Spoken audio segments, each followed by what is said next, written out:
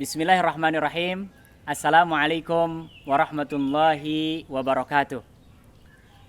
Alhamdulillahirabbil alamin wa bihi nasta'in wa ala umuri dunya waddin.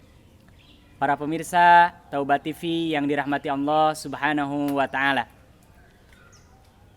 Di antara amalan ibadah yang agung, besar, luar biasa, mudah, murah, meriah adalah berdoa kepada Allah Subhanahu wa taala.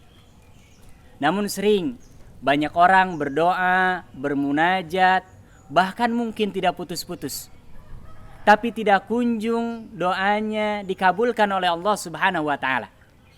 Kalau kita sudah sering berdoa, senantiasa berdoa, bahkan mungkin termasuk kebiasaan kita sepanjang hari dan sepanjang malam berdoa, maka kita harus memperhatikan adab-adab dalam berdoa.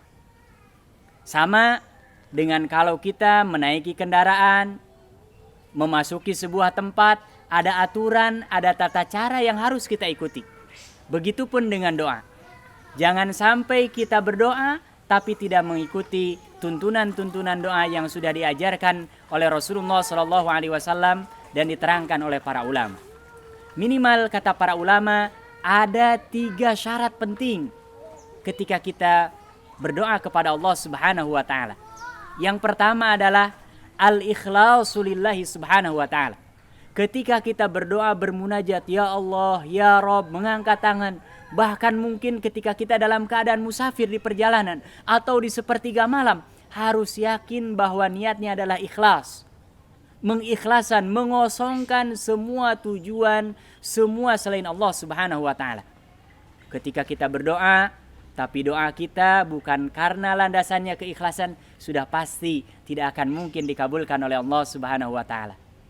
Kemudian yang kedua, banyak sekali di antara kita yang berdoa langsung berdoa kepada intinya apa yang dia minta. Ya Allah, berikan kepada saya rumah, ya Allah, tidak ada masalah.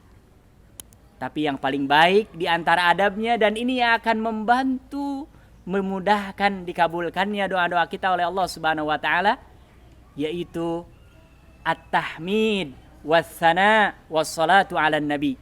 Pastikan setiap kali kita berdoa, mengawali doa kita dengan memuji Allah Subhanahu wa taala. Ucapkan alhamdulillahirabbil alamin, hamdan katsiran yuwafi ni'amahu atau apapun kita puji Allah Subhanahu wa taala. Boleh kita membaca Asmaul Husna dan lain sebagainya. Kemudian setelah kita memuji Allah Subhanahu wa taala, perbanyaklah membaca salawat dan salam kepada Rasulullah SAW. Setelah itu baru kita memanjatkan doa-doa dan hajat-hajat yang kita inginkan kepada Allah Subhanahu wa taala. Pernah suatu ketika Rasulullah SAW dikejutkan. Ada seorang laki-laki yang berdoa memohon kepada Allah, mungkin doanya, ya Allah, lunasi hutang-hutang saya. Tapi dia langsung ke inti doanya. Kemudian laki-laki ini diingatkan oleh Rasulullah SAW dan disampaikan kepada para sahabat yang lain. Ajila hadza, kata Rasulullah SAW, laki-laki ini, orang ini yang sedang berdoa, dia terlalu berburu-buru. Rasulullah ingatkan, kalau berdoa jangan langsung.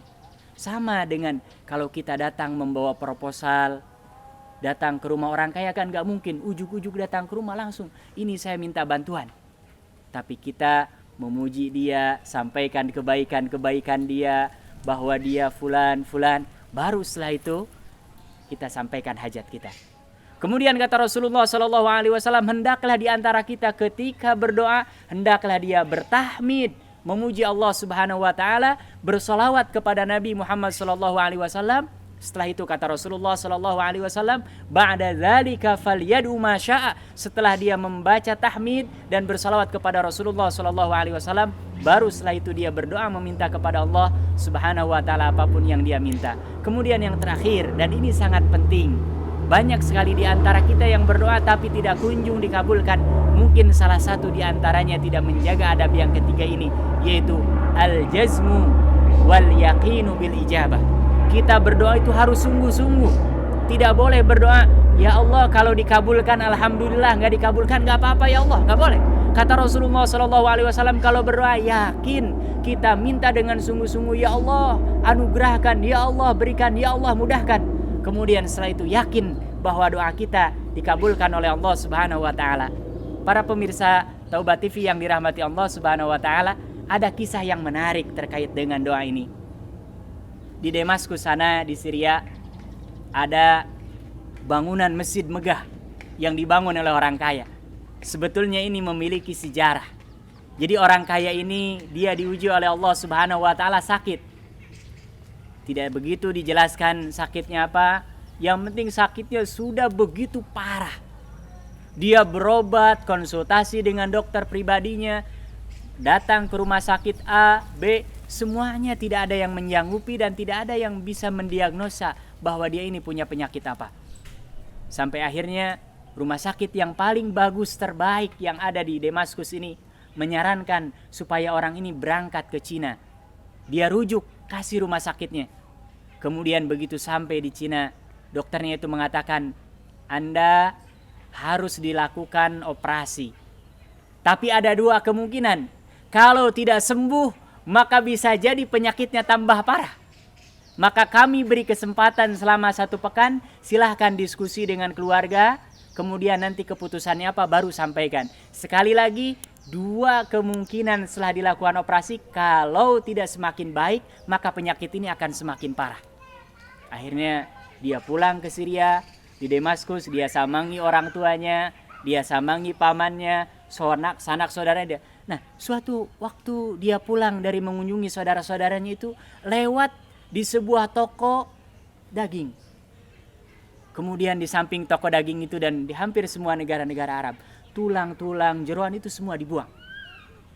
Kemudian ketika dia melihat ada pengemis-pengemis yang mengambil tulang-tulang dan jeroan-jeroan itu, dia turun dari mobilnya dan mengatakan kepada penjual daging ini, tolong setiap hari kasihkan kepada pengemis ini 1 kilo daging untuk 1 tahun dan saya bayar. Kemudian pengemis ini karena gembira mendengar ini langsung berdoa mengangkat tangan kepada Allah Subhanahu wa taala, ya Allah, panjangkan umur orang ini, beri dia kesehatan, murahkan rizkinya. Kemudian apa yang terjadi? Dia tidak ingat dengan ini. Dia pulang, selesai 1 minggu, kemudian dia balik lagi ke Cina. Begitu diperiksa, ternyata semua penyakitnya hilang semua. Bahkan dokter ini terkaget-kaget.